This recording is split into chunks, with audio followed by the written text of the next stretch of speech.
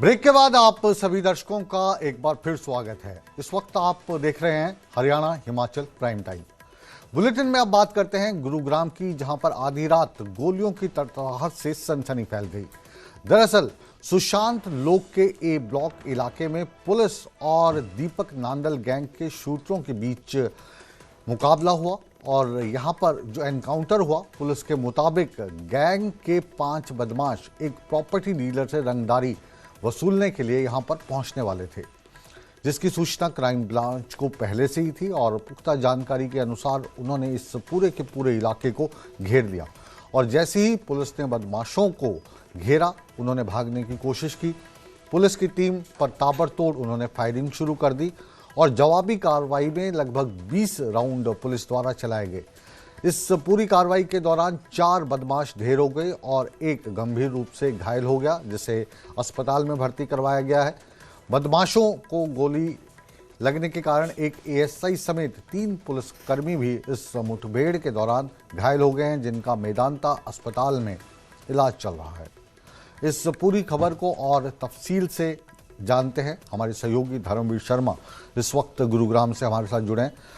गुरुग्राम में ये एनकाउंटर हुआ है धर्मवीर, और आजकल एनकाउंटर की खबरें लगातार बढ़ती ही जा रही हैं। किस तरीके से आप देखते हो, क्योंकि क्राइम आप काफ़ी लंबे समय से कवर करते आ रहे हो, क्राइम ज़्यादा बढ़ गया या एनकाउंटर?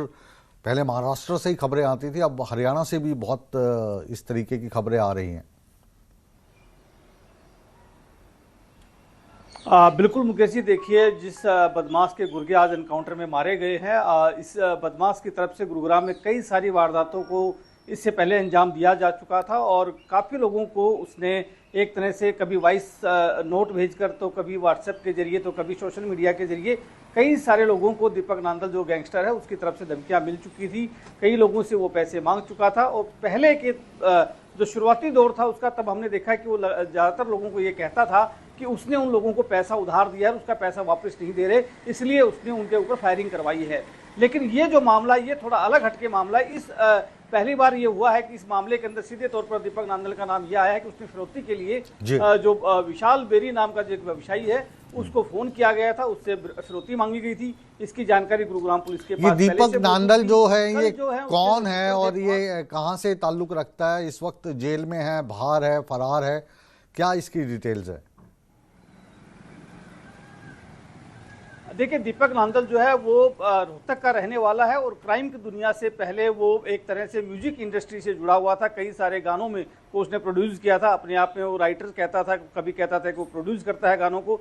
बादशाह के साथ और राहुल फाजिलपुरिया के साथ उसने काम किया हुआ है, उनके साथ उसने गाने बनाए हैं। एक समय में वो एक तरह से जो बॉलीवुड सिंगर है बादशाह और जो बॉलीवुड सिंगर है राहुल फाजिलपुरिया, इन दोनों के साथ काम कर चुका है। लेकिन पिछले साल हमने देखा था कि राहुल फाजिलपुरिया के ऊपर ही फायरिंग हुई थी और उस फायरिंग की जिम्मेदारी दीपक नांदल ने ली थी। उसने ये कहा था कि उसने राहुल फाजिलपुरिया के ऊपर गानों में पैसा लगाया है और वो पैसा वापस नहीं मिल रहा, इसलिए उसने उसको ऊपर फायरिंग करवाई है।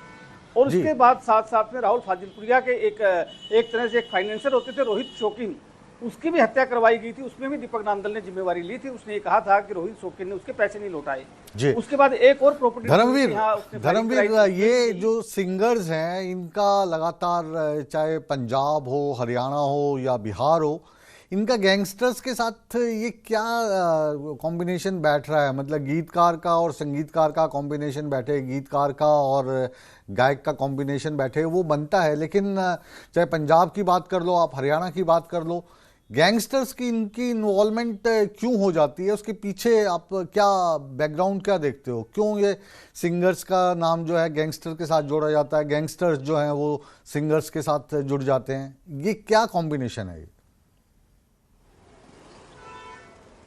बिल्कुल, देखिए शुरुआती दौर की अगर हम बात करें तो ये बिल्कुल जो दीपक नांदल है या फिर राहुल फाजिलपुरिया है, चाहे रोहित शौकीन थे, ये आपस में एक के साथ काम करते थे और इसमें बादशाह भी थे। और उसके बाद जब लाइमलाइट में आए, उसके बाद जब ये थोड़े मशहूर होने शुरू हुए, तो उसके बाद जो है कहीं ना कहीं इनके ऊपर ये लगा दीपक नांदल को कि वो और ज्यादा मशहूर हो सकता है और उसने अपराध की दुनिया की तरफ कदम बढ़ा दिए। उसके बाद वो पहले गुरुग्राम के एक मामले में जेल में गया, उसके बाद उसके कई गैंगस्टरों से संबंध बन गए और उसके बाद जब वो वापस लौटा तो उसके बाद उसने धीरे धीरे करके पहले छोटे क्राइम किए। धर्मवीर आप बने रहे हमारे साथ, धर्मवीर आप हमारे साथ बने रहे।